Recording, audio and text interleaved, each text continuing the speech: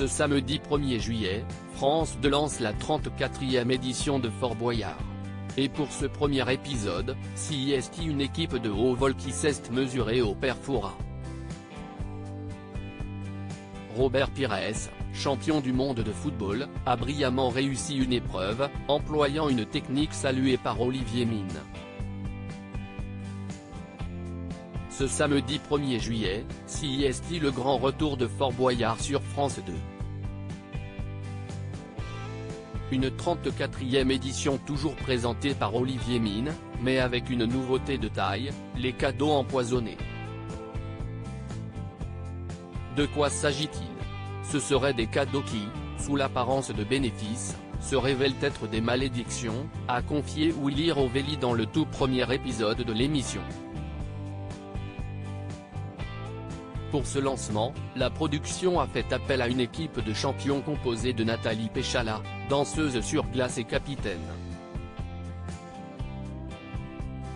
Elle avait déjà participé une première fois à l'émission il y a 15 ans. Les téléspectateurs retrouvent aussi Robert Pires, champion du monde de football, Frédéric Bousquet, champion de natation, Johan Huget, joueur de rugby, Anne Silla, ex-candidate de The Voice et Paul de Saint-Cernin, qui officie chaque samedi dans Quelle époque?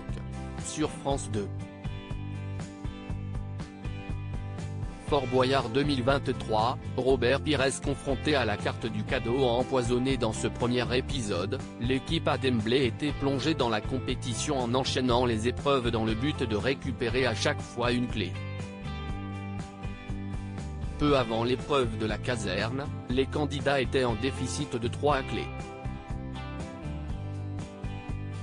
CIST Robert Pires qui a été désigné pour attraper des seaux dans le but de remplir la colonne d'eau le plus rapidement possible.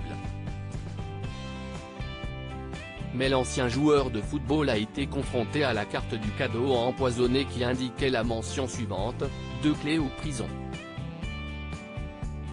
S'il a dû récupérer la première clé dans la colonne d'eau, la deuxième lui était offerte par le Perfora, dans le cas où il remportait cette épreuve. Fort Boyard, la prouesse de Robert Pires sur l'épreuve de la caserne. Dès les premières minutes de l'épreuve, Robert Pires s'est senti à l'aise sur le tapis roulant.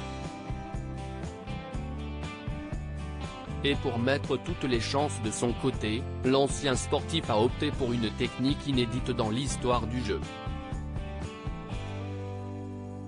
En effet, il ne s'est pas saisi d'un, mais de 2 sauts à chacun de ses passages vers la colonne d'eau. Une méthode saluée par Olivier Mine. La technique des 2 sauts est pas mal quand même, a-t-il commenté. En se saisissant à chaque fois de 2 sauts, Robert Pires a réussi cette épreuve haut la main, récupérant la clé dans un temps imparti. Très belle prestation, lui a lancé le présentateur à sa sortie de la caserne.